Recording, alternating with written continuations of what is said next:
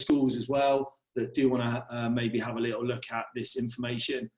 This will be circulated for you to review at your leisure, to be able to pause and reflect at certain key points. I can see we've now got 18 people on.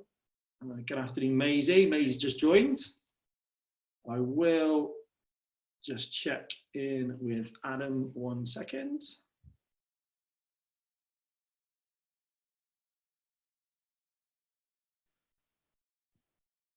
It was lucky you said about recording it, Pete, because I've just clicked record.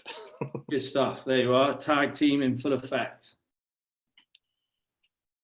Tell you what this has done is it made me think about getting a haircut sometime soon, hopefully. Right.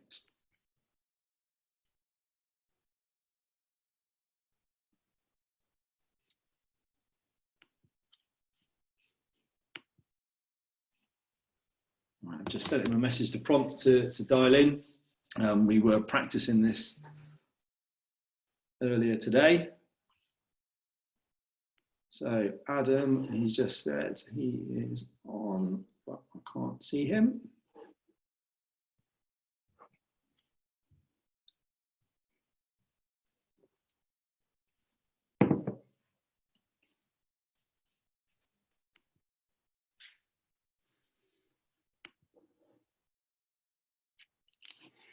So is everybody on here a PE lead in their school? I think we've got a good cohort of PE leads, but I know that we also have a deputy head on here as well. By all means, if you are in a slightly different capacity, if you're not PE lead and not deputy or a member of SLT, you're more than welcome to stay on the call, because this will be hopefully insightful for all. Adam says he is ready, but I don't know if he's clicking on the right link, Chris. So I don't know if you can send him the link again. That would be great. Yeah.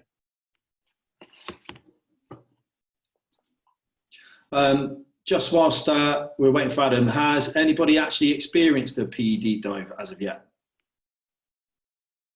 More than welcome to take yourself off of mute and speak if you have.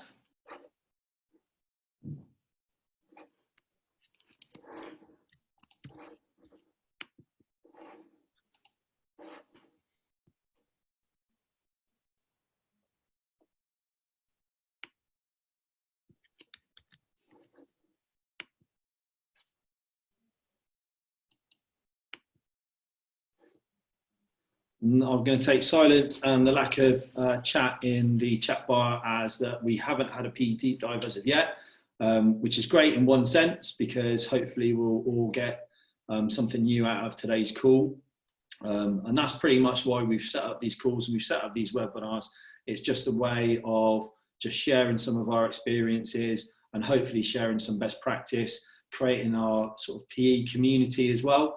A little bit like maybe a PE conference, but obviously without you having to take time out of the school day to attend. So this may be the new normal, as it were, way of communicating and getting together to discuss all things PE. Any luck with Adam, Chris? I've just sent him the link separately, so he is on the register there. So there he is.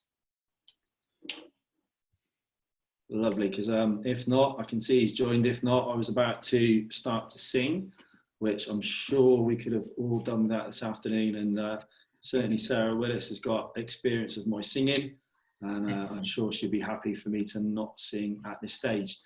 Welcome, Adam. I've just unmuted you, so don't go shouting at the kids or anything now. Only my own. Lovely. Adam, if you could open up your screen, that would be great. Yeah, fantastic. Can you just let me know when you've got this, Chris? Yeah. There we go. Lovely. So thank you for that, everyone. Thank you for your patience. So without further ado, I'll just hand over to Adam and I'm sure we'll enjoy the next hour together. Thank you. Yeah, thanks very much, Pete. Good afternoon, everyone, and welcome to another Zoom call. Again, apologies if you do kind of heard all these messages before, but we are going to be kind of talking all things PE, and I think the opening slide for me kind of correlates and kind of spells some key messages there. You know, I've done this on many occasions with staff, teachers, but firstly, I want to kind of introduce myself. I think my name's Adam Shakesheave. My background, I've worked in education now for around 12 to 15 years. Firstly, I kind of started in sports development, part-time coaching, went into a little bit of a managerial role.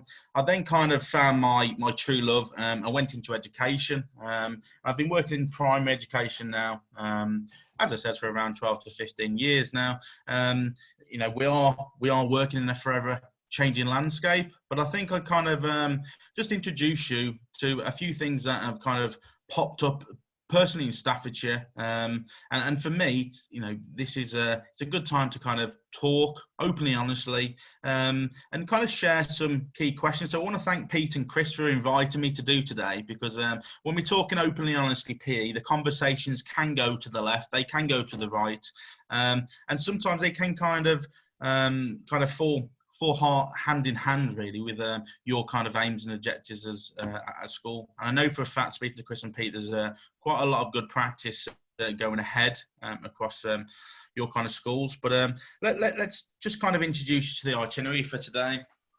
So we are going to kind of talk around about 4 or 5 key questions, really, and I'm hoping kind of everyone kind of joins in. You can self-reflect from the comfort of your own home, and take some notes, and I know Pete kind of manning the chat forum, so at any point, please, Chris, you know, any questions people do have, I'll try my best to answer them. If I cannot, then, you know, I will give you the simple answer of, unfortunately, I can't kind of reveal that information, or I do not have it. We will talk about deep dive preparation, which I know, talking to a lot of PE coordinators, talking to a lot of head teachers, is something that personally I've been working on the last kind of 6 to 12 months now, since the new framework's come out. You know, there's a lot of open kind of debates about deep dives. For me, they're not a deep dive. They're no more than an interview, where questions kind of go to the left and go to the right. So, you know, the deep dive kind of, I know kind of we refer to it as that. It's quite scary.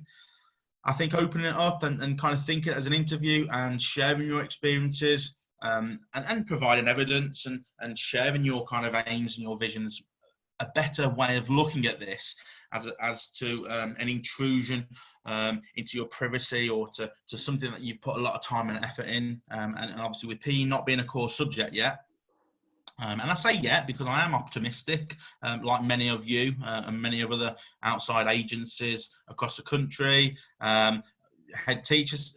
I personally think, you know, the way it's going is good. There's still a lot of improvements to make. There is kind of a lot of things going on at the moment due to COVID, which provide uncertainty. But, you know, for me, no news is good news at the moment. We'll talk about deep dives in a little bit more detail. Timings today should be done in around 60 to 70 minutes. Definitely not looking to go past 3:30. I think my 2-year-old daughter would absolutely kill me if I did that. But, you know, I'm thoroughly looking forward to speaking to some of you guys out there, and any questions, really. We're going to talk very loosely, all things PE, and we will kind of get quite narrow, and we will kind of share some good practice. And I think today is all about sharing good practice. And, you know, if there's any questions from it, like I said, I'll help you. The last thing, there's going to be some freebies following the call. Chris and Pete will have access to these, so I'd like you to get in touch with them after the call. These are free, they do not cost you anything, but there's some useful tools that I've been working with, specifically with PE coordinators, senior leaderships, and also some head teachers who manage their subject. So they've kind of commented on these resources are invaluable to what they do. So please speak to Chris and Pete after the call, as they're free and they do not cost you a bean. So again, I apologise for all the Zoom calls, but hopefully we can kind of change the kind of layout and structure of today, and make it quite engaging and interesting for you. I personally get quite bored of Zoom calls, but the biggest thing is the moment we kind of interact and make it fun, is the moment, we do get engagement. So I just want to thank you for being on the call today, because obviously you're all here for a reason, and you're passionate about making a difference in your school, and more importantly to the lives of children. So I want to thank you for that in advance. And like I said, Pete will kind of be looking after questions. So, no question for me is a silly question. Let's talk openly and honest. And if I do have the answers, I will happily provide you with it. If I don't, I will not. So around every 15, 20 minutes, we'll open the microphones, and Pete can kind of facilitate that. So the first kind of the slide that you can see in front of you is something that I kind of, I've recorded this down quite a few times since September, even before September when the draft framework came out. And there's a lot of questions still from PE coordinators. And it's all about how do I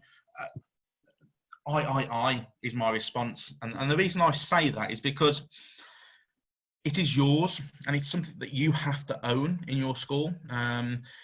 Every school looks different. Every school has different teachers, different head teachers, different senior leadership teams, different equipment, different resources, different budgets.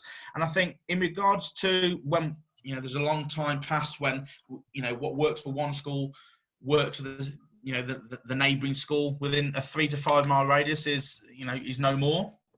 I think with the new framework, it does give a lot of ownership and creativity on creating your own intent. And how you do that, and then obviously the outcomes that you want, and it's given you an opportunity to really drive what's your intent, how you're going to do it, and what are the outcomes, what's the impact that you hope to achieve.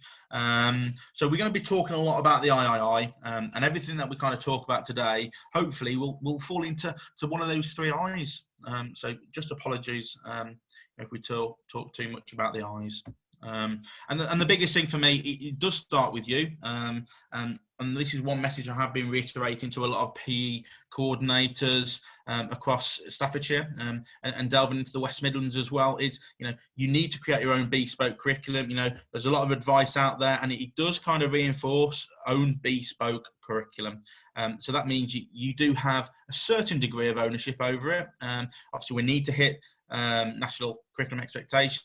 We need to look at the whole curriculum, but it does kind of give you a little bit of a scope to design something that works for you as a school, knowing that your children the best, the families the best, and more important, how the children respond to previous actions. So in regards to your own design, there's never been a better time. The framework's very new. I think some schools are adjusting to it. Some schools have had Ofsted and local authority visit since the new framework. Some will have kind of cut short and had Ofsted with the old framework. But again, in regards to PE, we're talking all things PE, a great opportunity to create your own. And who's responsible for that? And I'd say it's you as a PE coordinator, or if you work in connection with someone else, it does start with you, and you do have the opportunity to devise something new, or not necessarily new. If something works and you're still getting the outcomes, that you've used in previous years, then continue with it. Rome wasn't built in a day, but at the same point, we need to make sure that we are making headway, and if you do the same things, you will get the same results. As I've seen a lot of presentations and a lot of conferences that I personally go to, but also there's a lot of things, if you've tried something that someone else has not tried before, and you get instant success, well, for me that's good practice. And if you can kind of show that it works on numerous amounts of occasions, then share that message, and that's why we're here today. Really, I wanted to share some key messages, and like you said, it's not about me, it's all about you guys today, but I just wanted to share you some of my stories from Staffordshire, some of the PE coordinators, aims and objectives, and some of the kind of knowledge that I have attending things locally, nationally, and also kind of supporting schools with successful Ofsted visits as well. So here we go. The biggest thing for me, it's quite apparent at the moment, and it's quite ironic that for many of us sports fans out there, we are dealing with this at the moment, an empty sports stadium. As you can tell, they are blue, and they are my favourite club. I'm not going to kind of reveal that to the end. Pete, if that wants to be someone's question at the end, I'm more than happy to answer that. But unfortunately, the message here is much further beyond that. My message for you personally is this. Everyone needs to be on board with your intent and the ideas and how you're going to execute your vision. And that includes, staff, outside agencies, your staff, your coaching companies, and all those people that come into your school, including SLT, need to be made aware. Your governors, the open debate about whether governors need to know about it. I think they need to be involved. I don't think they necessarily need to make them decisions, but you definitely need to approve it past them. And it's their job, obviously, to question the head teacher and then the subject leaders. The children and the parents as well, they need to be on board with this message. If they are not on board with this message, I think clarity will not lead the way. And I think my opening slide kind of reiterated that message. We need to make sure everyone's on board with this, because there is going to be kind of gaps where holes appear, if this vision is not shared. So it's really important that when you've got your ideas, when you've got your intents, and and it's not easy. We are working towards a forever changing landscape. COVID is kind of changing the way we think, act on a daily basis. And I can correlate that for myself. Unfortunately, at the moment, I've got a father who's in hospital, something that I didn't want to happen in these times, but it's something I've personally had to overcome. And when Pete and Chris said, "Are you okay to deliver today?" My passion for PE, and not necessarily for my passion, my PE to share the message with others, kind of takes my mind off other things. And I think we need to really kind of think about including everyone, really. So questions of discussion today. So it's on your screen now. So we're going to look at a key question, really, which can kind of, I think some people, especially yourselves and Chris and Pete, Tom, that some of you are very ambitious. You've got a lot of good things going on in your school. What does PE look like in your school? I am sure you can talk about this for hours, weeks, maybe days. But I think the message for this is, what does PE look like in your school? Does your curriculum design engage and inspire the children that you work with? Is it progressive? Is it linked? Is it sequential? Sequential is a big word that they are looking for, and I'm sure it kind of correlates with other subject areas. Does it provide opportunities for children? And I'd say for all children, regardless of age, gender, whether SEN. So do you really think about providing opportunities? Because again, this is something that I do ask kind of coordinators quite often. The answer to that is yes, we do provide opportunities, but then when we really get into the nitty and gritty about it, do they provide opportunities for all? And that's where the bone of contention's about. So it is about providing opportunities, and it is, you can't place a price on a child's head. So unfortunately, I know sometimes budgets restrict, but it is kind of thinking a bit more laterally. We're going to discuss next stage ready, which is obviously a big thing at the moment, and something that in the new framework, this is heavily referred to. And for me, I've kind of documented that as impact, because whatever you do in regards to your III, your intent, your outcomes have to be what you want to achieve. And they have to be next stage ready. Otherwise, your intention implementation of how you've done that has failed. So we need to really think about working backwards on occasions and drive that kind of impact. We're going to talk about how do I prepare for a deep dive in PE. I know obviously that's a key question around the county, across probably the country really, with schools who have had experiences in it, to share it, advisors, people who work with subject leaders like myself. Part of my message to them was, after working with them for a long time, I am confident you have all the resources, the infrastructure, your plan of action in place to support a deep dive in PE. And I'm going to share some kind of case studies with you a bit later as well, and some good key kind of points that you may get asked in a deep dive. And again, deep dive questions and what kind of goes on in one school is completely different for another school, due to the land of the how the land lies. And most importantly for me, we're going to talk about what does good practice look like, because this is another bone of contention when I talk to people in schools. There's some great practice going on in some primary schools, and I think when we talk about it, maybe potentially being a core subject, I don't know. People do wish it is going to become a core subject, but how does a good practice look like? And we're going to discuss that in a bit more detail, because what good practice looks like in one school looks completely different in another school. And I think we need to bridge a gap, and I think we need to close that, and we need to share what good practice looks like, for the benefit of our children, and most importantly, for the benefit of the school. So we're going to be talking about that. And there's one thing that I want to kind of talk to you about, and I know it's on everyone's lips. And it's a question that I'd kind of like to ask you, not personally, because it's going to take a long time. It'll take more than the 60 to 70 minutes we have scheduled today. But the million-dollar question for me, really, and sometimes you have a say in this, if you're a subject leader, and sometimes you don't. And I know there are other impact factors around this. But would you put your subject forward for a deep dive? And like I said, sometimes this is out of your control. There may be kind of a simple answer to that. It might be yes, fantastic. We've been working really hard over the last 6 or 7 years to drive impact and improvement in PE. And we've got sufficient evidence to show that, and we've embedded good practice. It might be that you're a new PE coordinator and you might be, no, I've just moved into the role. I don't think, I want to change things. I want to introduce new methods and pathways. I don't think now's a good time to showcase my intent. And then there might be some of you out there who are kind of sitting on the fence and saying, maybe, maybe not. And I do level with you personally.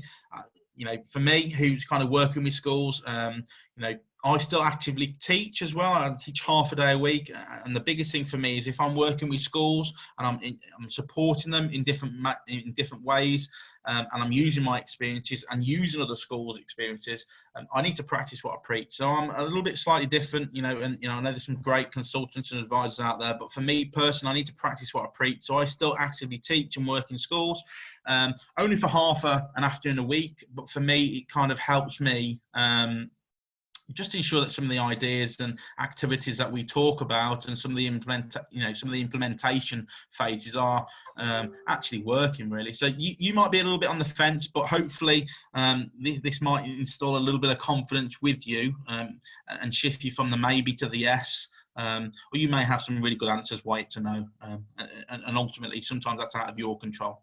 So I appreciate that. Thanks for that, Adam. We have actually got Emma, who's commented to say that maybe she feels that she's still new to the role, but finally getting my head around it all. So that's great to hear. But did you want to open it up at this point to see if there's anybody else that? I think I've got a couple of slides, Pete, and then I think we're going to open it up if you don't mind. But so just in the next few minutes, as Adam's going through the next few slides. Just have a bit of reflection, and if you're happy to speak, I can take you off mute, but if you just want to pop your thoughts in the question chat bar, that'd be great. Yeah, thanks, Pete. I'm going to reiterate this message. Deep dives will differ from school to school. Deep dives will all be around your intent, your quality of education, your statement. What do you want? What's your intent? It will all be around that. They're all kind of with a new framework coming in place. There might be not much intent to show. There might be not much impact, but your intent's there, and you've got good methods and strategies of how you're going to execute that vision. And I think if you can talk openly and honestly, and show that kind of in the past, this has worked and this hasn't worked, or I've got good subject knowledge to ensure that I can drive improvements against these areas. That is kind of sufficient at the moment. I don't think Ofsted are looking for the finished article. And definitely the new framework doesn't enable that. But my top tip is do less well. And I'm going to refer to something me and Pete kind of had a laugh about just now. But if I suggested that if in your garden you planted 20 plants, of which only half of them developed into a flower. And then the rest of them died, and you spent £5 or £10 on each plant, which meant half your money was wasted. if you did less and you invested in 10 plants and you did it really well, and actually 8 of them flowered, but only 2 flopped and failed. Well, actually, when you look at kind of your strategy behind in doing less well, hopefully you can see my analogy works. So that's something that I am sharing with coordinators in Staffordshire and a few in the West Midlands as well, is do less well. Although on some occasions head teachers do not agree with me on that, because I do appreciate as teachers, and I do have kind of family who are teachers, primary and secondary, that I understand your workload is far superior, and you do have to do a juggling act, and I know for a fact you do a great job. So like I've said, there's an opportunity to execute your vision and be creative, but be prepared to demonstrate the links and everything that you've done so far, and tell them what you've changed, and your thoughts behind that and the rationale behind it. I think all that is your intent, and I think if your intent is there, if I know that someone's really caring, you've got great intent to look after my father in hospital, regularly checking up on his testing, providing him in a safe area, all masked up, then for me they're doing the right things, and eventually that will work and have headway. So for me it's kind of doing the right things, but doing them well, but also doing less well. And like I've said, I've reiterated the message. It doesn't have to be the finished article, especially when we're all aware that the new framework was only introduced in September. So, I think there's a lot of kind of work to be done. But from my personal experience, there's a lot of good practice going ahead. Ofsted are liking the intent, they're seeing the implementation put in place, and then they're starting to see some impact. Obviously, if your intent is over the next 2 to 3 years, and obviously, you have to judge that. And, when Ofsted do come in 2 to 3 years, obviously they'll want to see the impact and the outcomes that you've linked with the intent. At the end of this call, like I said before, there are some free resources. They're no cost. Please use them. Speak to Pete and Chris. They're no cost. They won't cost you a bean. And like you said, I'm happy to share. I'm a kind of person who I want schools and PE coordinators to share and work together and collaborate. I think we are in tough times at the moment. We've got a lot of downtime, a lot of time to think, a lot of time to reflect. And I think hopefully some of these documents will kind of help you with that. So as I said, at the end of the call, Pete and Chris will be happy to share those with you. So one thing that we're going to talk about, and then at the moment, after this, we're going to open the forum up. What does P look like in your school? So what's your intent? So, when we talk about intent, it can be very wide. Every school's every school differs. But what I want to kind of just share with you is just a few things. If someone says, what does P like in your school? Can you talk competently? Can you talk fluently, for around 2 to 3 minutes? Some who are very passionate, for 5 minutes. And get to the nitty-gritty what your school is all about. And I think, for me, it's all about how you present PE and how you place that on a pedestal, because I think that's what Ofsted will be looking at, and the local authorities. They'll be looking at how passionate you are, and how you present it, really. So more importantly, you have to have a kind of a vision. I know many of you will already have this in place, and if you do, fantastic. It just embeds the message. And if you do pick up anything from today's webinar, then fab. I'm really happy. So, for me, your curriculum has to inspire. It has to enable all children to be physically active. So you have to have that within your creative design skills.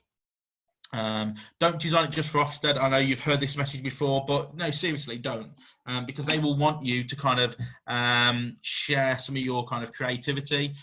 If you're using models that they've already seen 2 to 3 years down the line, they will question you on that, and they will say we are 3 to 4 years down the line. We've listened to that before, it hasn't worked, or it has worked. What are you doing differently? We are in a new framework now, so don't do it for Ofsted. And there has been key messages from lots of webinars and conferences and network meetings that I've been to, but it is true. Make sure you design something that specifically for your school, and more importantly for the impact of the children. and you can relate that in your intent doc. Provides clear aims and outcomes. So like you said, make sure that that stadium of people are aware of the outcomes that you want. You need them to join in and sit down and support you with your vision. So you're in the centre of the pitch, they're in the stands, and they are supporting you. They're clapping and cheering you. They're wearing their scarves, they're wearing their hats, and they're fully an advocate of you. They're wearing the shirt, and they want you to succeed. So ensure it's sequenced and make sure it links. But yeah, make sure it's clear, because clarity does lead the way. Create opportunities and breadth. Okay, so that does mean with Key Stage 1 and Key Stage 2. Sometimes PE coordinators do tend to focus on Key Stage 2 a lot more than Key Stage 1. I understand that, because again, when we talk about kind of the school games, that is heavily weighed towards Key Stage 2, isn't it? And for many of you who kind of got your games mark awards, you have to provide data against Key Stage 2. I personally would like to see that framework change, and I'd like to see more data against Key Stage 1. And I know for a fact a lot of MATs and multi-academy trusts and a lot of you out there do a lot with Key Stage 1, which is fab, and the SGOs do a fab job of trying to engage the Key Stage 1, so the transition to Key Stage 2 is great, but ultimately they are dictated by a framework as well. It's a great framework, and I think there's been a lot of percentage increases of people using the school games to drive participation. Speaking to them, I don't know whether their messages will change, whether it will be about competition now or whether it will be about different things. I don't know, but I definitely think the SGs have done a fab role, and I'd like to see their roles continue, because they are doing a fab job across the country, especially the ones in Staffordshire and the West Midlands. It supports personal development. So can you say your school supports personal development? Does it have personal challenges? Does it kind of support children be resilient? And I've put kind of a little indicator there of SMART and team. And when we talk about SMART, we all know how SMART works, smart working. We talk about that as teachers and subject leaders, and phase leaders talk to us about working smarter. But I think we need children to really kind of think about this as well, because the targets they set, they need to be measurable, and they need to be specific to them. They need to be achievable. So I think we need to kind of set them realistic targets. They need to be relevant to them. I'm more kind of focused on this. It needs to be relevant for their time in education. Now, again, there's going to be a lot of direct and indirect time that you can spend with these children. But if we do put work into them, and we do support them now, then years down the line we will see an improvement. You will see them walk to the secondary school, they will pop their head in, you will see them in the local paper in their name, you will maybe see them represent England GB. I personally kind of work with quite a few children who have worked with professional football clubs. They're now coaching, they're now teaching, which is great.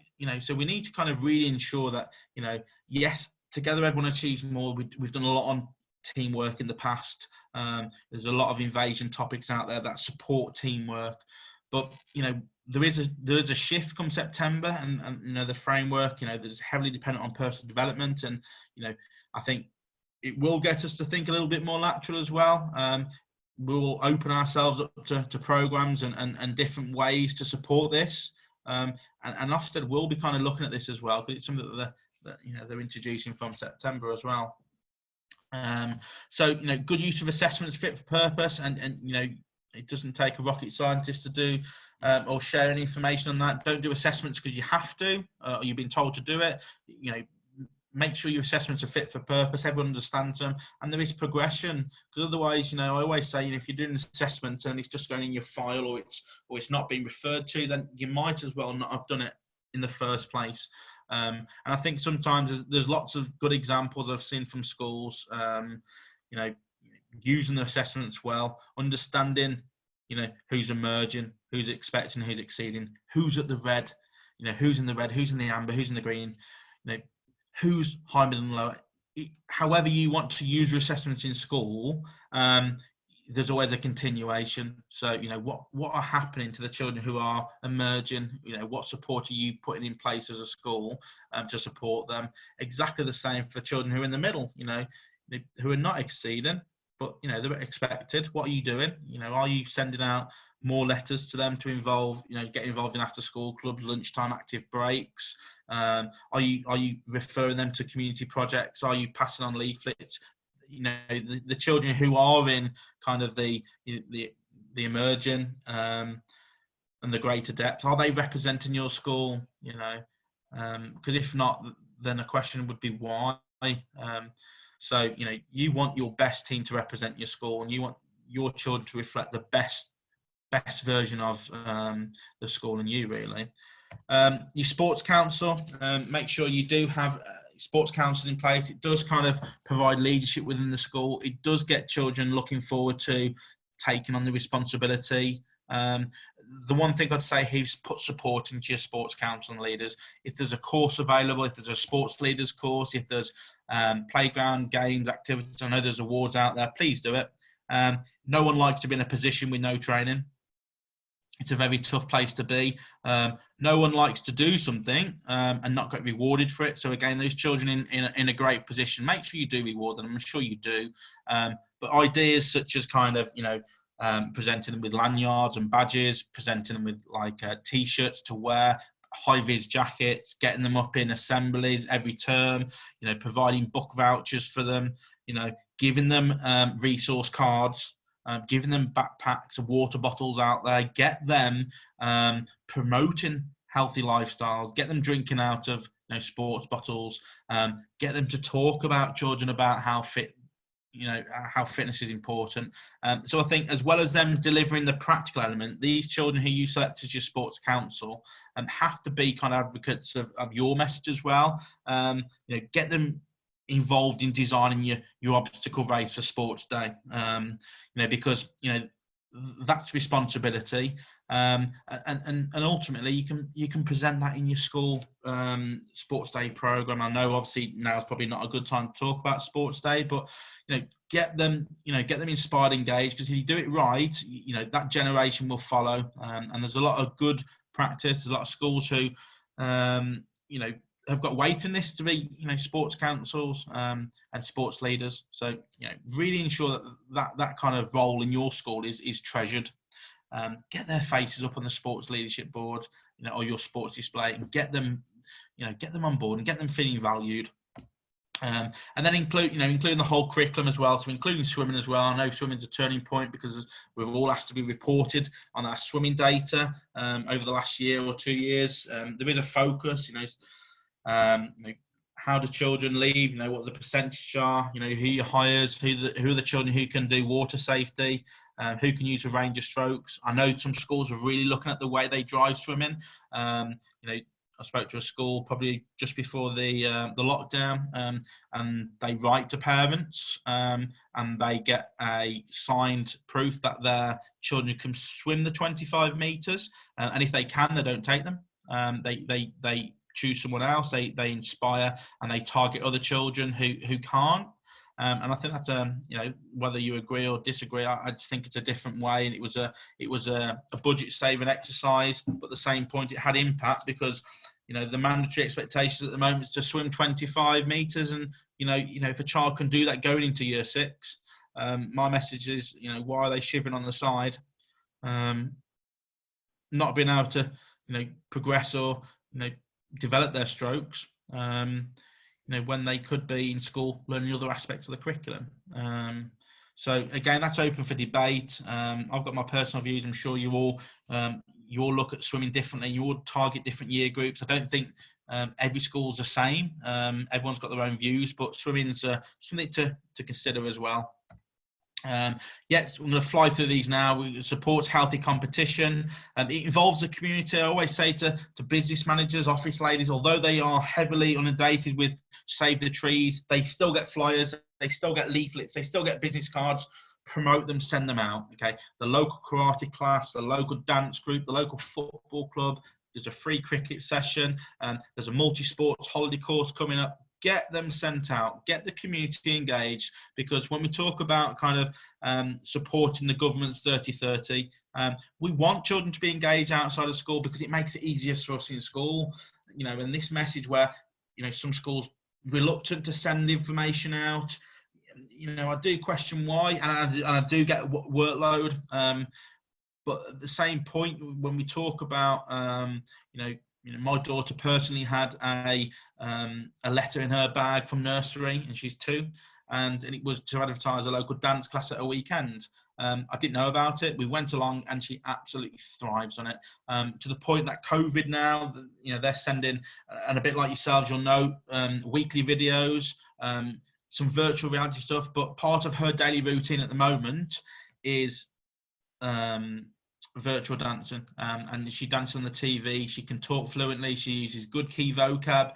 I can see some physical development changing. Her speech has improved. She's confident. All the things that, for me as a parent, I'm really interested in, all came from a letter promoting community engagement. So the power of that, for me, tells a story. So that's just one little example. Regular CPD opportunities externally as well, to use outside providers to come and support the staff. Obviously also do that internally. I know some schools will do that on an internal weekly basis anyway. I don't know how much PE you'll do on a weekly basis, but again, make sure you use external providers to support you. Termly surveys for children and staff, so make sure you survey them. How did they find this this term? How did they find the activities? Ask the staff how they found it. Have they been using your scheme to work that you've been setting out for them? I think it's really important that we do the surveys, because if we don't ask, 9 times out of 10 we don't get a response back. So people aren't very forthcoming. If I don't ask for things from my kind of colleagues, and for some of the staff that I manage, and some of the PE coordinators I kind of work closely with, then I won't get it. So it's really important that you do kind of provide audits and surveys where people can comfortably and fairly report back, and sometimes that's not necessarily through conversations. It's through audit surveys, and filling out questionnaires. So really think about how you get feedback to improve your school. Enrichment enhancement, doing things different. Enrichment days, trying topics that are not necessarily in your long-term plan, but actually for a day to go off topic, then it enhances their kind of confidence. It gives them an opportunity to try something new, and make sure it's inclusive. So ensure you include like disability topics as well. So things like boccia as well. Really, things that some children would not necessarily be engaged in, or wouldn't necessarily be involved in football or netball or swimming outside of school, but something a bit more light-hearted. It's still enhancing their understanding and their kind of experiences. Regular training to support you. If you are a PE coordinator in this call, really important. Regular training to support the NQT staff. I think sometimes they do get missed. There's a lot to take on board, I know, because personally they are, you are just starting your career in teaching, and then you are suddenly expected to keep up to date with this never-ending changing of framework, and that includes PE. Newsletters to celebrate success, or whether that's assemblies, placing children on the PE boards, getting parents to send in achievements that they do outside of school. Just ensure that is kind of valued, and you may want to kind of present that in different shapes and forms.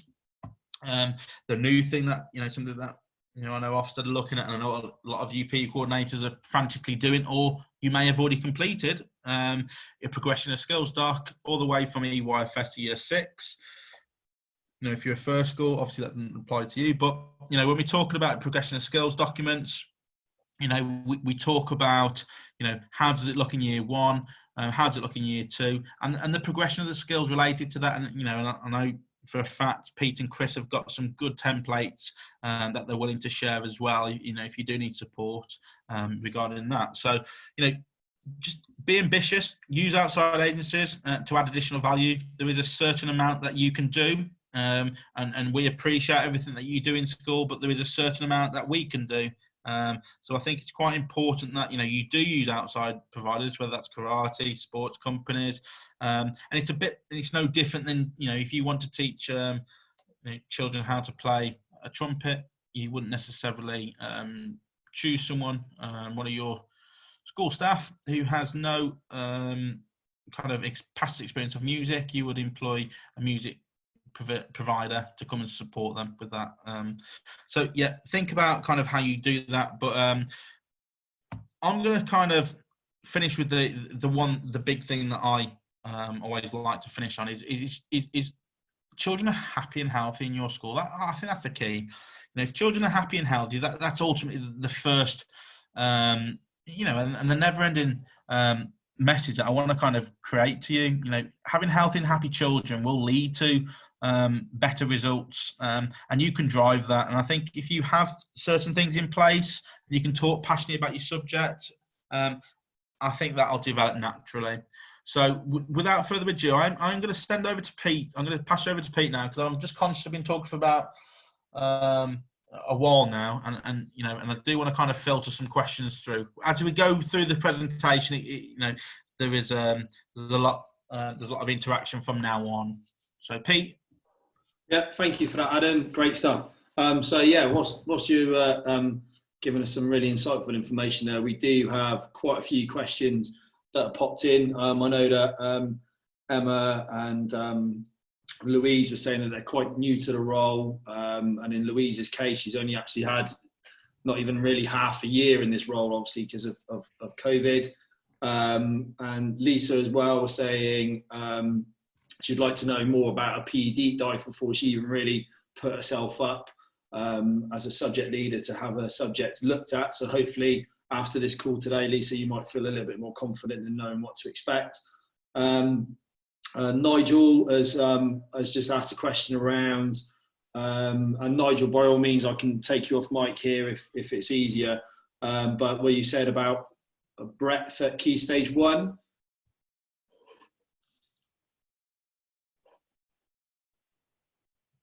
So what he's asking there, Adam, is can you give any examples of what breadth at Key Stage 1 would look like in terms of activities? And also, have you got any examples of schools using personal challenges successfully?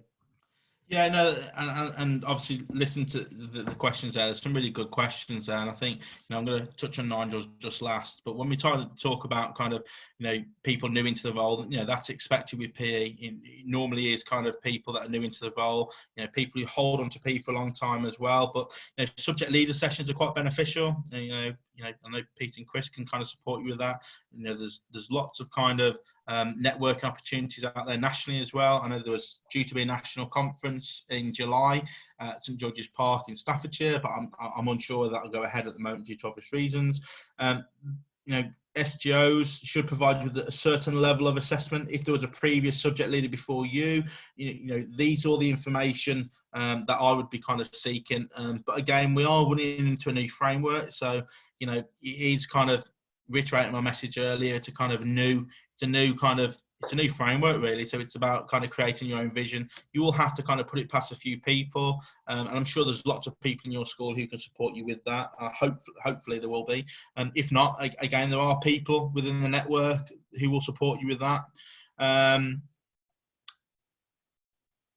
So yeah, Sam has mentioned there around some partnership that's existing. Sort of South Gloucestershire, which is CSET, which is a body that we support and work with as well, and there's a useful assessment document. So that might be something that Sam would be happy to share at the end. Yeah, fantastic. Fantastic. It's all about sharing good practice. So if people can kind of suggest and listen and kind of can advise as well, I'd really appreciate that. This is an open and honest conversation, and I think, you know, we are going to kind of get people to help each other out. In relation to Nigel, yeah, Key Stage 1 is tough. You know, when we talk about breadth in Key Stage 1, there's certain kind of requirements and there's certain things we want children to achieve by Key Stage 1. You know, there are some good schemes of work out there. You know, I'm happy to kind of pass them on to you know, Pete and Chris after this call. You know, Key Stage 1 is very tough, you know, because when we talk about, you know, we want them to acquire all the skills and, you know, start to kind of consolidate them into small-sided games. And then when you look at Key Stage 2, I think you can go a little bit more wider, you know, simply with the new topics. But yeah, Key Stage 1 is tough, but there are a lot of kind of good schemes of works out there. There's kind of a lot of good networking events, you know, fingers crossed, coming up because of sharing good practice for Key Stage 1. But, you know, again, like anything, you know, at the end of this call, I'm going to leave you my details. So if there's any kind of thing, things that you think, oh, Adam, can I come direct to you? Have you got any documents to support this? I'm more than willing to help. My contact details at the end of the call. I'm willing to support and help and share, more importantly, everything that I've got. And like you said, within the CSET, if you've got some good assessment docs and some good schemes of work, then that's valid, because again, there's going to be a few documents that I share at the end of this call, which will hopefully help you as well. So yeah, we've got we've also got a document we can share around next stage ready. So what would you be expected to have met at the end of Key Stage 1? What would you be expected to meet at the end of Key Stage 2? And then obviously Key Stage 3 and Key Stage 4 as well. So you could actually see the pathway all the way through to further education. So that's something I'm sure we'll be happy to share. Yeah. Has anyone got any additional questions at this point? Because I know that the next part of this presentation will also give you a little bit more information around what to expect from a PE deep dive, but I think so far you've set that up really well, Adam. So if there's no further questions, we'll move on to the next bit. Yeah, thanks, Pete. This is where the tempo goes a little bit quicker, and like I said, if people have got any further questions, then we can try and field them in today. But hopefully, in the next 40 minutes, I aim to be wrapped up, and I hope everyone else can go and enjoy the sunny weather. So I'm going to kind of flow through this at quite a speedy pace. So I do apologise in advance. So one thing I kind of want to talk about is, does your kind of offer provide opportunities for children to be physically active and support a healthy lifestyle? So this is kind of a question where quite a few people can talk and say yes, it does. But my next question to that was that how does it, and what things happen in your school that promote that? And I think there's some good practice, and there's lots of kind of websites. AFP constantly are looking at some good website webinars. I think they're on to the 6th or 7th one at the moment. I certainly will be jumping onto the next one on the 11th of May. And if you go to their website, I think there's also one on the 18th of May. They're on at 11 o'clock. There's some good kind of content on healthy lifestyles and different ways, and there's some doctors on there, and there's some real good specialists on there. So I do advise you to jump on that call. Adam, we can signpost people for that, because I was on the one this morning at 11 o'clock for Assessment for Learning, and they will be shared afterwards as well. Yeah, share that, because I think the biggest thing is exposure to this. Now, some of you may already know about this, but if not, then like you said, Pete will have all this information, and we'll share this at the end. So yeah, obviously I know some of you jumped on the call about active breaks. That is vitally important.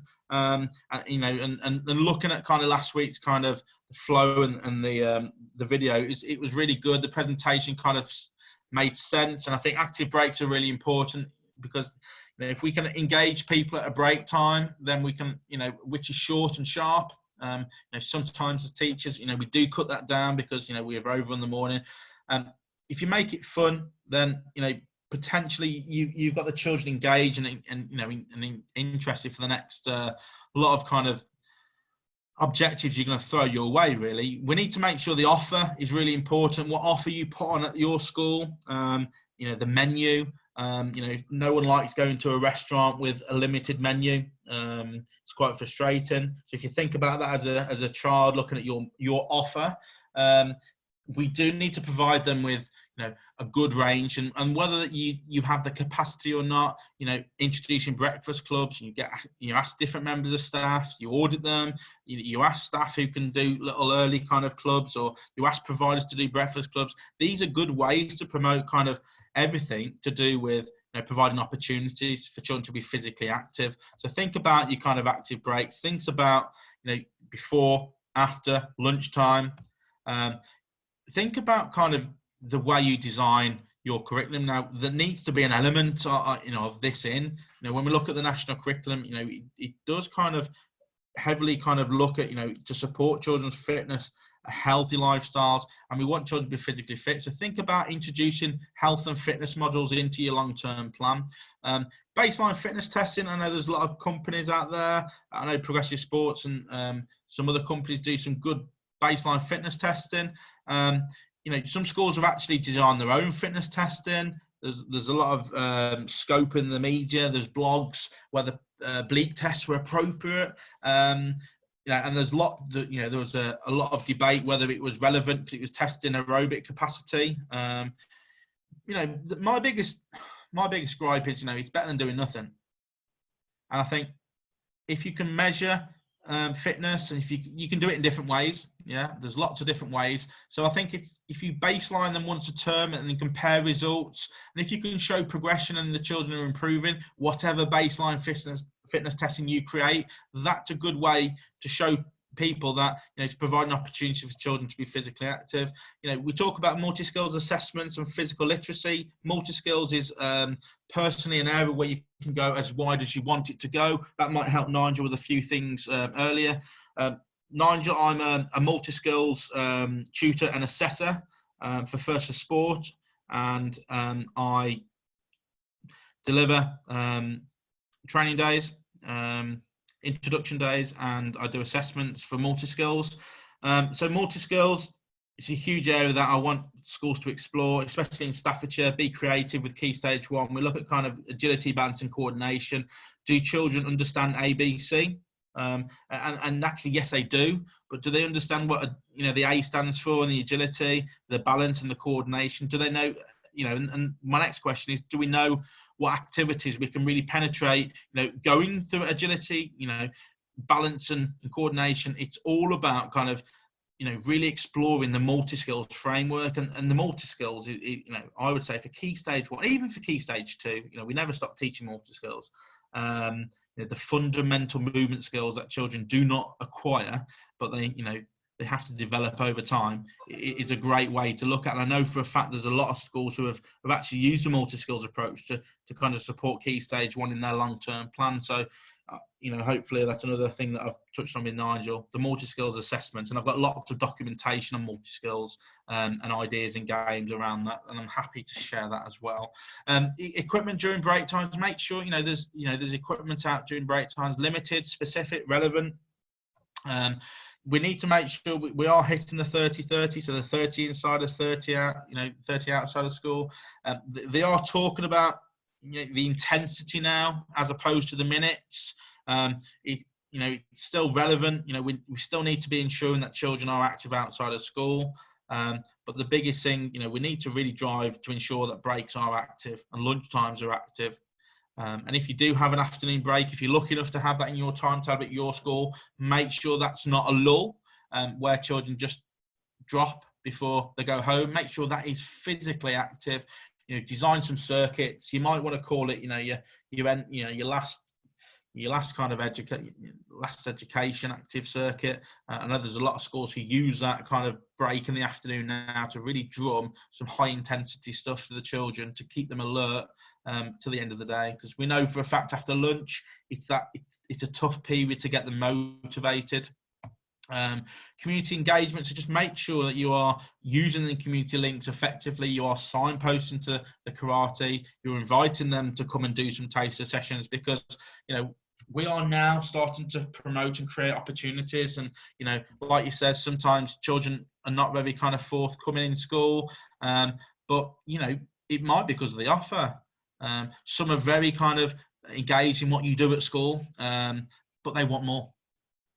So it's really important that you do provide them that platform, not necessarily deliver that platform, but create the opportunity. And we talk about opportunities here, so that might be providing them with a letter, signposting them to a local club, signposting them to the leisure centre, signposting them to the local council, because the council are doing a scheme over the summer which is completely free for children who are looked after. So really explore them avenues, because there's a lot of community work going ahead, and the National Lottery are really kind of supporting that at the moment. So it's another kind of topic of conversation that I know Chris and Peter want to kind of talk to you about. But there's an awards for all grant, and for the schools who have kind of applied for awards for all grants in the past, please look at that. That might be a question that kind of filters Pete your chat bar, but the awards for National Lottery, schools can apply for this, and it's additional funding to support children being physically fit and active outside of school. And you have to involve the community, but it's a good avenue to explore. There's broad range, breadth, new, exciting for all the children. I think that's really important. We need to ensure that things are new. Something new's there, you excite me, and you need to engage me in. new opportunities. Ambitious and use outside agencies, and more importantly, 80% active during lessons. I know there's I know AFP we're doing one on the intensity of people and children during PE.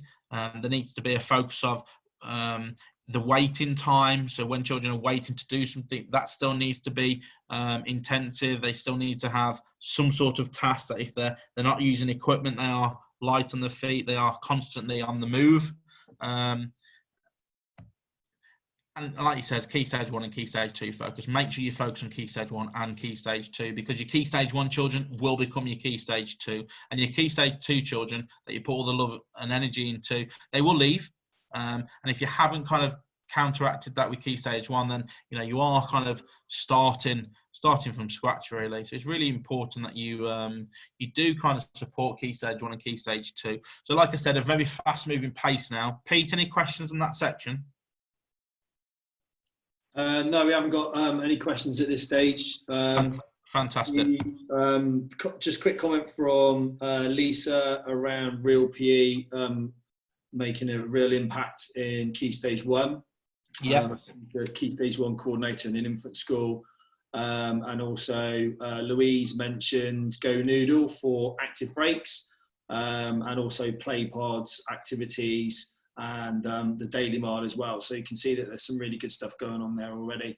Yeah, some good sharing, and keep it going. There's another resource called Cosmic Kids as well, and I think obviously when we're relevant in the time, we need children to really think about being calm in certain situations. We certainly have had to be calm in this period of uncertainty, and things like yoga, things like if you haven't done yoga or things like that, Cosmic Kids is a really good resource, and it's story led, so children buy into that.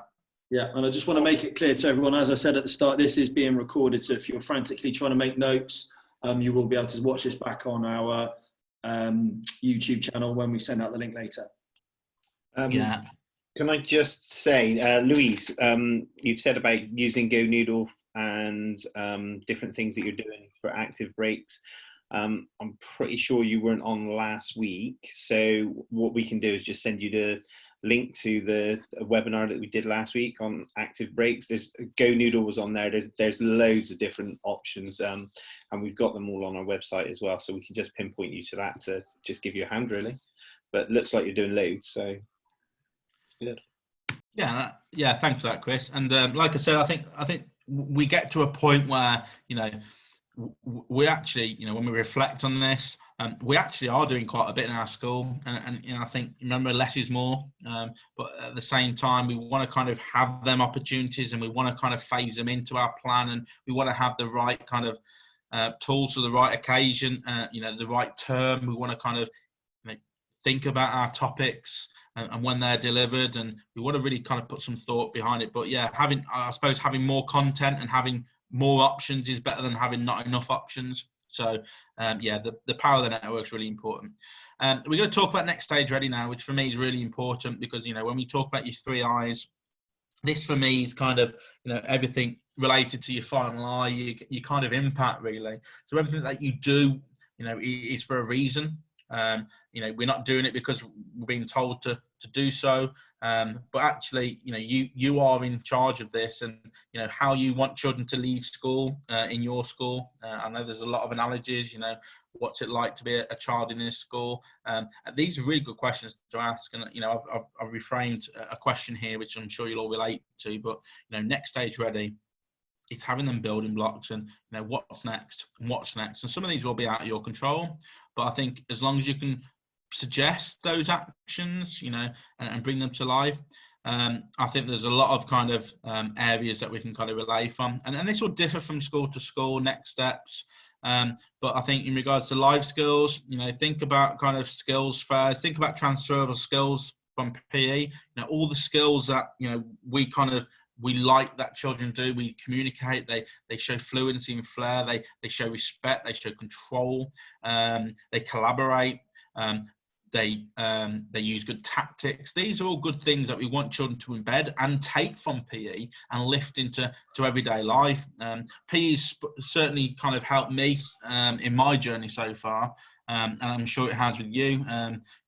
You know, I used to, one thing that I used to get bullied at school in primary, and before my love of football was taken in year 5 and 6, I actually joined a karate club. I think my parents forced me to do that. Now, you know, you automatically think that joining a karate club would mean that my parents want me to fight and get into trouble and places that it wouldn't necessarily want me to take, but actually it taught me a lot of self-discipline. It kind of provided an opportunity for me to find out who I am. I suddenly became confident. I could hold a conversation, I could hold an argument, I could facilitate next steps. And it made me who I was. And I think, you know, to this day, you know, I firmly believe there's a lot of self-discipline in martial arts. But again, that's just one example of a topic. And then obviously when you talk about football and also netball and all these hockey topics, it does teach you competition, and life is a competition, isn't it? And you know, we do apply for jobs and sometimes we're unsuccessful, and these are some of the skills that we have to teach the children. We have to teach them how to win, how to lose, how to deal with the high and low. You know, hopefully we shelter the children from this COVID. But we also need to kind of provide them with some actual reality. They need to know about it, but they also need to kind of understand how to become resilient and move on from this. So I think, you know, next step ready is really important, and making children are, you know, equipped. And this, as it says, differs from school to school, pupil to pupil. And the outcomes are the impact from your intent. So think about your intent really carefully, what you want children to achieve. So this will drive that. We'll move on. You know, if you teach it well in your next steps, it does transition to jobs. You know, we want children to leave school. We want them to do well in life. We want them to use their skills and knowledge. We want them to go into sport. We want them to go and play. We want them to be fit and healthy. We want them to lead healthy lives. Hopefully we equip them with enough knowledge to understand healthy lifestyles and what to eat and what not to eat, and eating in moderation, and, you know, being able to counteract activity, understand their mental health, and how sometimes physical activity will help them drive their mental health. Ultimately, we want, you know, for me, what is satisfaction, which is another kind of webinar really. You know, if I can see children who I've taught go into something successful, and a job which forms into a career, which then opens doors to a family, which then, you know, opens up to a healthy and active lifestyle, and that's the end goal for me. So I think we've got to work a little bit laterally and backwards, but I know for a fact there's some great practice out there in the country. And I know for a fact a lot of you will be looking at this saying, we've done this, you know, what does it look like to, you know, to be a school, a child in this school?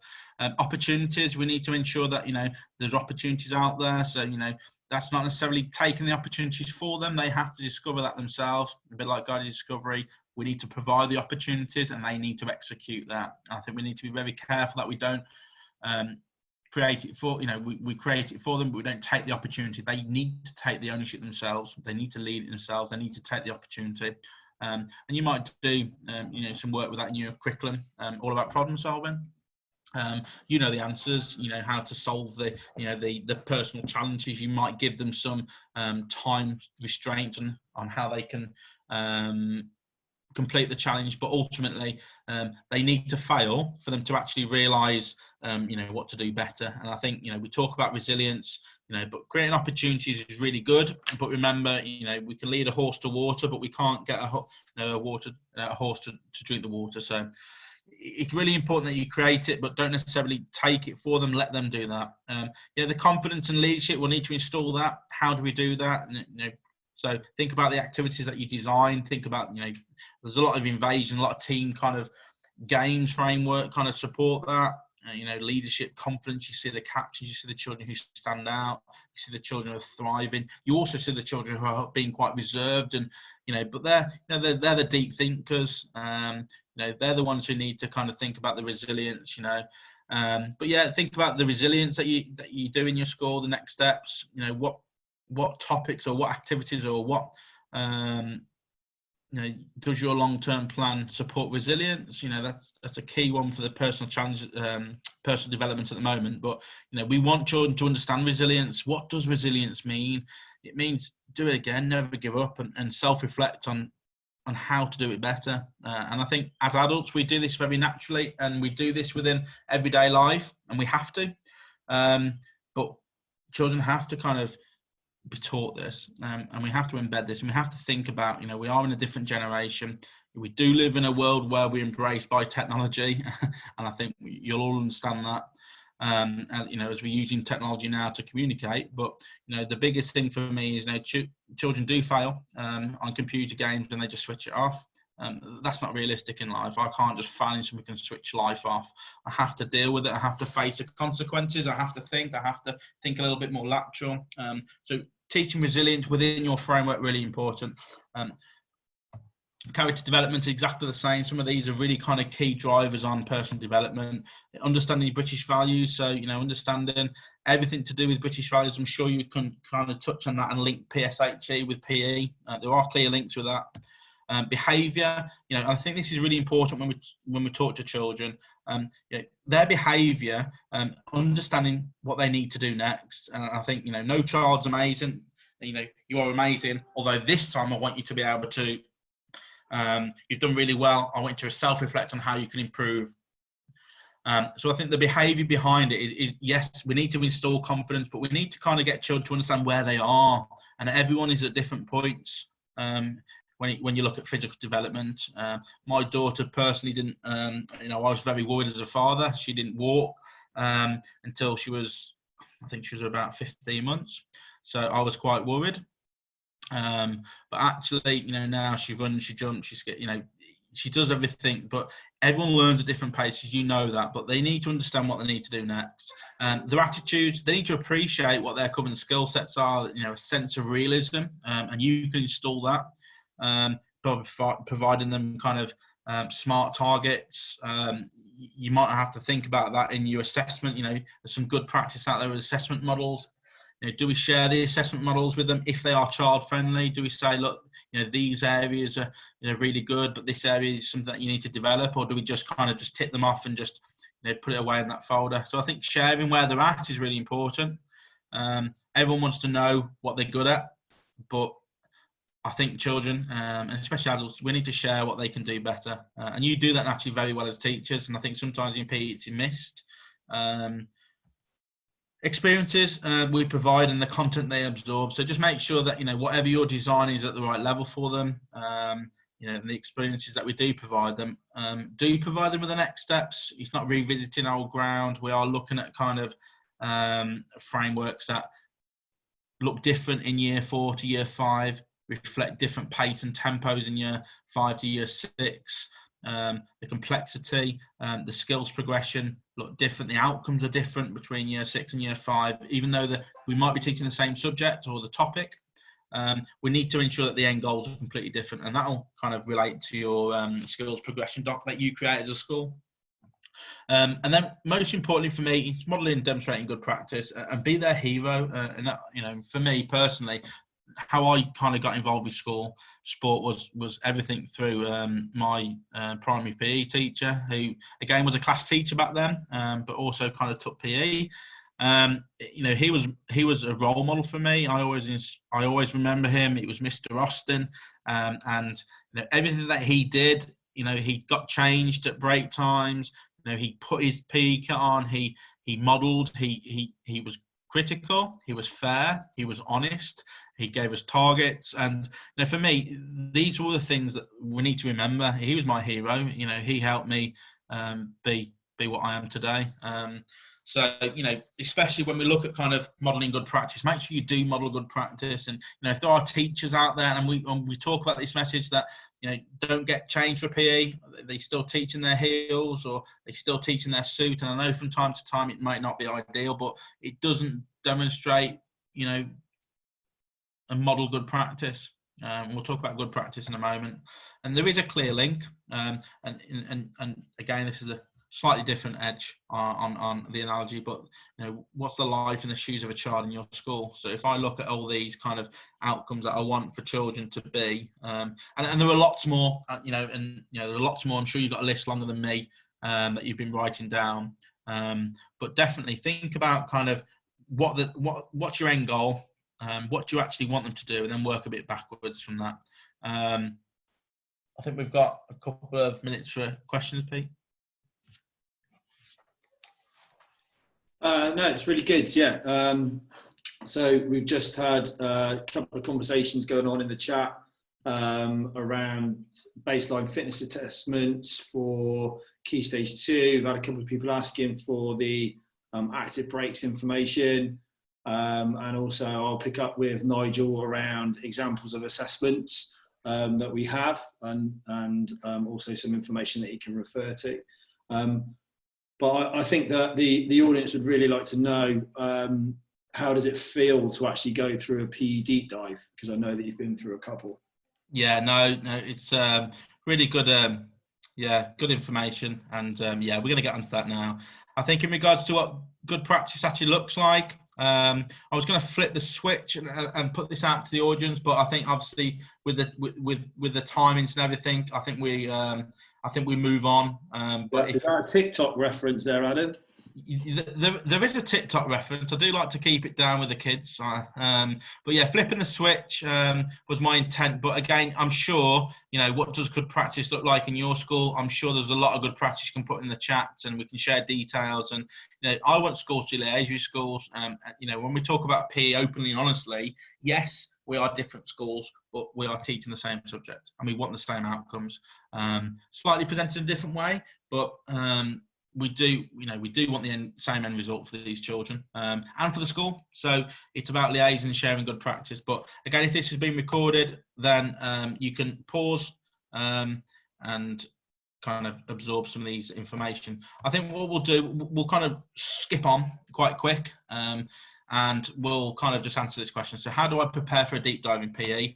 Now, before I move on, I know for a fact we've got someone in the audience who has had experience of a deep dive. Now, I think this is probably a good time for him to come on board. Now, I'll just stop you there. Aaron's not actually dialed in. He sent his apologies. He's not been able to make it. Right, no worries. Okay, well, it's a good job I prepared this slide. But no, there's someone in the network and someone in this chat, or I'm sure Pete and Chris are going to share details. But there's someone who has had a deep dive, and I think what we have to do from this is learn, see what kind of the experience he had, what do they ask for. But personally in Staffordshire, I've been kind of on the back end with many subject leaders. Have worked with intensely over the last 5 to 10 years, different frameworks, quite a few in the old framework, and only 2 in the new one. So around October, so quite early on, and more recently in January. So I'm going to share some of the things, and the schools are happy for me to share this, of what they kind of experience. But there's a few things that we know for sure. You'll need to be organised. And be prepared to celebrate your subject. And when I talk about that, I often want you to create your own subject and be very creative, and celebrate the subject in the best light as you can. Now again, if you are, there might be reasons why you don't put your subject forward for a deep dive, but definitely things that we know for sure. We need to talk openly and honestly with confidence about your PE in the school. You'll need to share your intent doc, your quality of education, your statement, and again, one of the free documents on today's call is how to present your intent, implementation, impact on one sheet, and there's a good example in there. So please request that at the end. The new framework's only in place in September, so they're not expecting miracles. But what they are expecting is kind of everyone to adhere to the 3 I's, and which have kind of correlated in most subjects now. A folder of evidence is useful to present progress and evidence to support you talk about what you've implemented. I know a question on many of my PE coordinators that I work with on a kind of 4-week basis is, can I have all my evidence? Now, obviously, over the years, we've kind of created evidence and data and collaboration and pictures and reports and progress and audits and trends and surveys. And all these things in the folder. The question was, when I do get to speak to them, because you will be interviewed, and they will want to speak to you, they'll want to know about your action plan if they haven't looked at your action plan before on the website. Most do that before the visit. They'll want to know kind of like your vision. It's about kind of using your folder to share the story, to tell them the story of PE in your school. So the answer to that is yes. You know, unless the inspector says no, put your folder away, which, you know, for me, you know, someone who's kind of worked really hard on your subject, really proud, got documentation to support what you're doing, your intent. I think you can have that with you, and you can share what you've implemented so far. You'll know in advance from your head teacher, you know, if you're putting forward for the dive, those are things that we know. And no deep dives will be exactly the same. So it's really tough listening to some schools that have had deep dives and said they definitely will answer you this, or they'll definitely ask you to provide that. I think in hindsight, you know, every school's different, but I think we need to prepare the same, but we need to kind of make sure that we're really focused on our own school goals. So in regards to that, no questions will be exactly the same, although questions will be around your desire, your intent and your outcomes and how you do it. And they'll probably also, on past experiences, look at up-to-date action plans. I'll look at kind of your long-term plan and discuss the coverage. They'll ask questions about why you chose to deliver these areas and when. They'll also talk about progression skills doc. If you have got one, or if you're working towards creating one, which will support year group to year group with each sport or kind of topic that you're looking at. I think I've seen some really good models of a progression skills doc. Lots of schools have presented them in different ways. Some have gone for all-round skills, some have gone for sport, some have gone for, there's quite a range out there, and I think there's some really good docs. If you've already done a doc, would you be willing to share that with people on the call? That's something that maybe Pete can. Yeah, Louise has already mentioned that. We'll pick up with Louise. Thanks, Louise. Oh, fab, thank you. We've got something progressive as well, which we're happy to provide as well.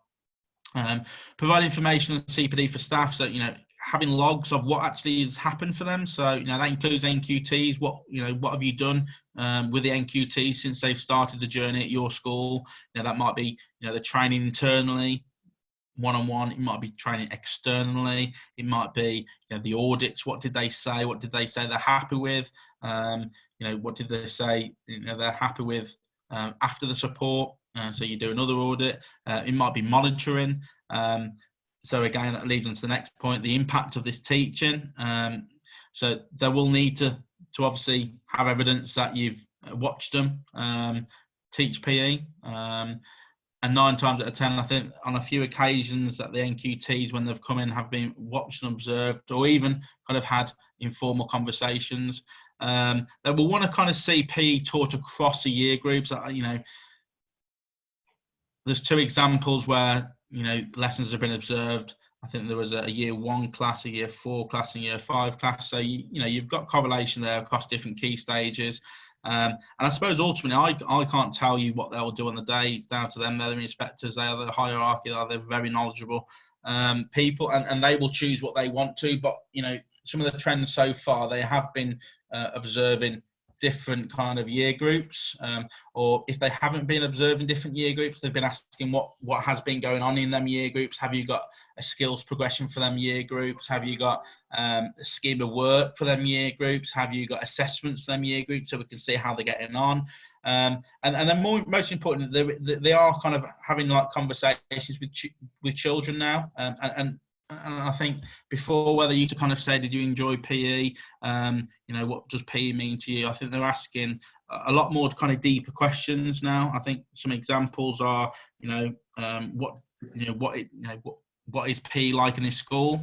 So one of the questions, earlier on was sharing that vision, and make sure you share it with the children. Obviously, maybe not in so much detail, but and I know that you said as well that they'll ask things of the children like, why is PE important?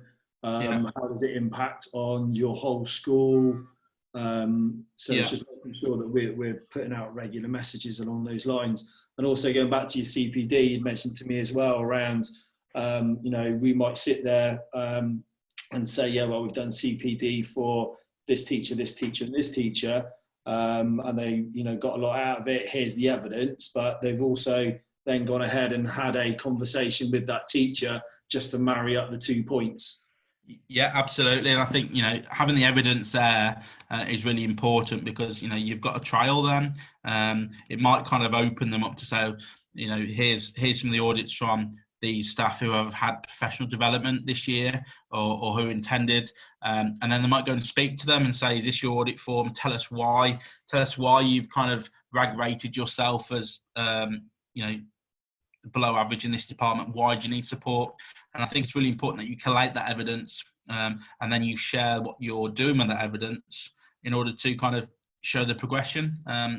So the interview questions were much more thorough. They were asking children what did they learn last term. There's some examples of what transferable skills did you learn last term, which you're going to apply into this term.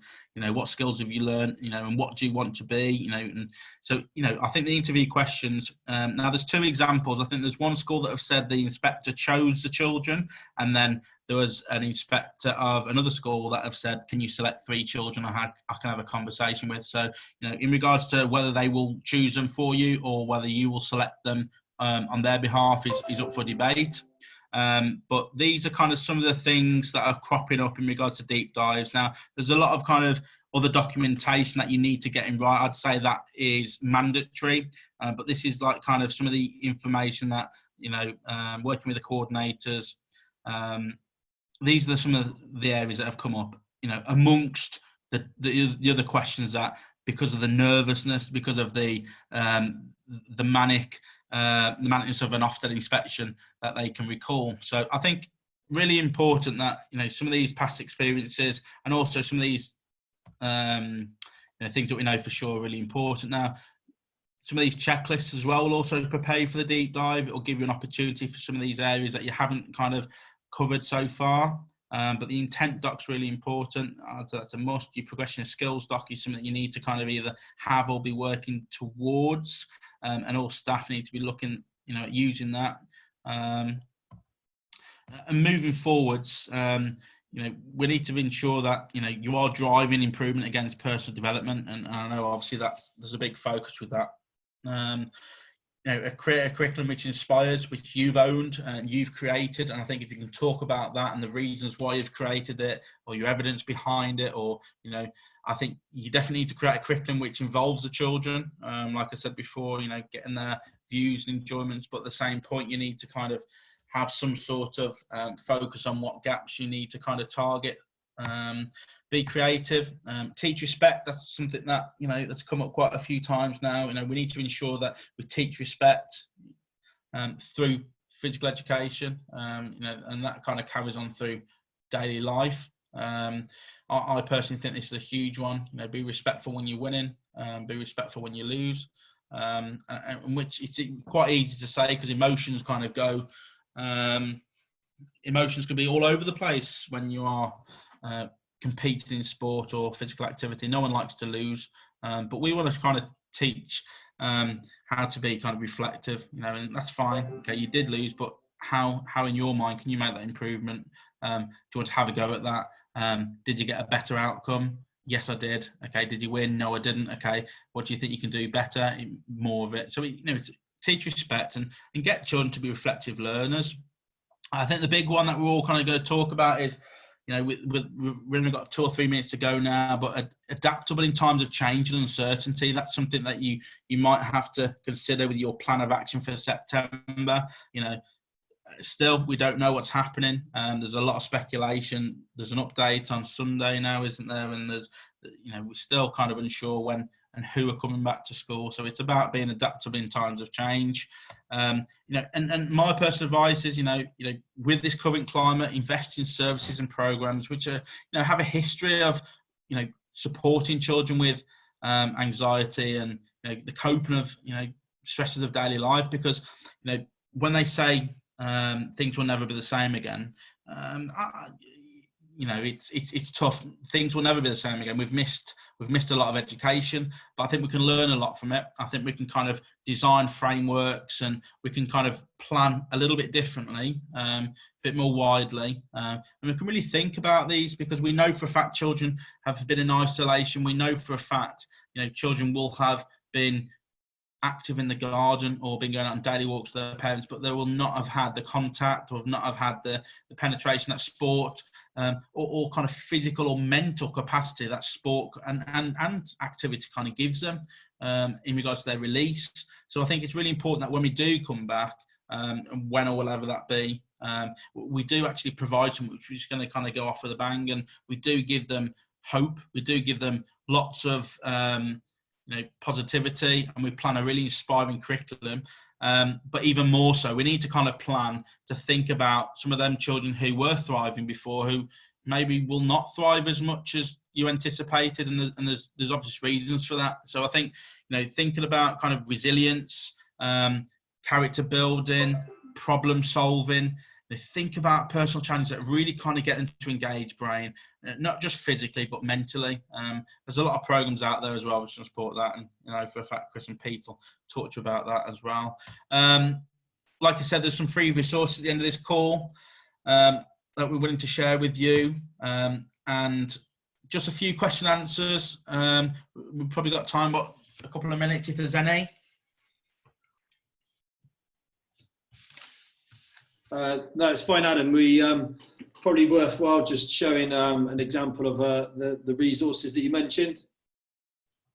Yeah, unfortunately, I haven't embedded them into my presentation, so they will have them. I'll send you some after this call. In fact, I think I might have sent you in prior to the call, so don't worry about that. But I think in regards to embedding them into the presentation, I haven't screenshot them, so it'll be a nice surprise for them after the call. Ultimately, what it leans towards for everyone on the call is a checklist, step-by-step guide to ensure that you've got all of the content that Adam's prepared for us today. So thank you, Adam, again, for preparing what you have done today. So all of that detail is actually condensed into a bit of a checklist to make sure that you have prepared yourself as well as possible, and also a structure for your folder, or your evidence folder, if you like. So again, that's something that we'll be happy to share, but it might be worthwhile having a catch up, or booking some time in with myself, Chris, Mitch, or James, just to go through that. But in terms of the comments, there's been lots of comments going on as we've been talking, and certainly the lesson observation one is quite an important one. The fact that we do need to ensure that as PE leads, or your sports coaches that are coming in, that we are observing as many of our staff teaching PE as possible, because that's going to be one of the big sort of key indicators from a deep dive inspection, is that we have a clear understanding of our 3 I's and how they're actually being rolled out across the school. Yeah, Pete, I completely agree with you on that, and there's a point that I have missed actually on my slides, but on both occasions in Staffordshire with the deep dives, they did ask if there was any kind of monitoring or lesson drop-ins gone in on the external providers. So that's really important to say to schools, yes, you may work with us already, Progressive Sports or other kind of companies out there, or solo people, but make sure you go and observe them and have the evidence from that kind of observation, because I think they, as much as we do form part of the school staffing structure, and we've been working with schools for a long time, even for our kind of security, we need to kind of know what to develop on next. And I think more importantly, yes, we are a cost to your budget, but we want to prove to Ofsted, and we already proved to you that we are a cost that is beneficial. So I think it's really important that you do have evidence of external monitoring. And for me personally, I'm just going to finish on this now before opening the presentation, and obviously looking at you all to say thank you for your time this afternoon. But we are all in the same boat, and I think we need to make sure that boat's pointing in the right direction, and pull together. These are tough times. It might get you thinking a little bit different how you're planning your PE. but I definitely think we need to kind of think about what's happened, the impact, the effect it's going to have on our children, the way, the way competition's got to be held. Hopefully we get back to normal, but like many people are telling us, what is the new normal? And something I can't answer you is that. But those are my details. I'm happy to share some documents or anything that people have. I'm certainly no expert, but I have been working in education, teaching and learning, and I've been working with lots of PE coordinators across Staffordshire and West Midlands for a long time now. And I'm happy to share any kind of information. And like I said, any information that I haven't got, unfortunately, I cannot present that. But personally, I just want to kind of thank you for your time today. I've stopped sharing my screen now, and hopefully I can just wave and just say thank you for everyone today. If you turn your camera off, Adam, and then everyone can see who you actually are. We haven't seen your face yet, but there's lots of comments in there saying thank you very much, really useful, really insightful, lots of detail. So again, just to reiterate, we will send you a follow-up email with a link to our YouTube channel where this entire presentation will be kept, and you can go back and work through all those key points. But I think ultimately how it feels to go through a deep dive is that you really, really need to have all your, be organised, be really, really organised. And it's not just about saying, we've done CPD here, we do this in PE here. It's actually in follow up and checking in with those audiences to make sure that they know their stuff as well. That's the interesting bit. So one of the things that Chris and I and the team here in Bristol have talked about is even doing mock PE deep dives with our networks. And if anybody else is interested in that, then we can certainly do that when we get back to some form of normal. That would be, I think, a real worthwhile activity. But thank you once again, Adam. And just to reiterate some of the comments that have been made there, we hope your dad recovers well, because I know that's been a really stressful 3-4 days for you. But thank you once again for taking the time to come on the call today. No, thank you for that, Pete. And like you said, thanks to the audience today. And keep well, keep safe. And I'm going to leave the meeting now because I've got a little 2-year-old who's staring at me. So once again, thank you much for your time, and stay safe. Thanks, Adam. Thanks, everybody. Take care. Cheers. Take care. Pete, can I just, before everybody goes, I just wanted to gauge something. I just want to gauge if there is a need, or if people would like for us to set up a kind of working group for PE beats. I know in South Glos, CSET do a little bit of that, which is really, really helpful. But anybody that's not part of the CSET group, we'd be happy to work alongside you, just to really just to give each other some support and get some answers. Whether you're working with another PE company, it's not a problem at all, because we feel as if we can share knowledge, share experiences, then what we're going to do is, at the end of the day, we're going to make children more active and enjoying their physical activity and their beginning of their sporting life. So if you feel like you would be interested, then please just drop me a note, and we can maybe form one when everything gets back to normal, form a little working group, which we can share experiences. Yeah, thanks for that, Chris. And I'm sure that's something that we'd all like to get back to, some form of what normal is going to look like. I know that lots of schools have been sort of going through different scenarios about what year group's going to go back first. And I can see some of the comments that people are popping up now to say, yes, please, sounds great, that'd be good. And it may be a virtual thing that we have to do for a period of time, but I'm sure everyone will see value in that. And ultimately, it's what our passion is. It's why we do it, and we want to support you guys as a PE community as much as we possibly can. So conscious that we've kept you for a little while, but thank you to everyone, and enjoy the rest of the sunshine. Stay safe, and look out for next week's link for our future webinars. Thanks everyone. Take care. Bye.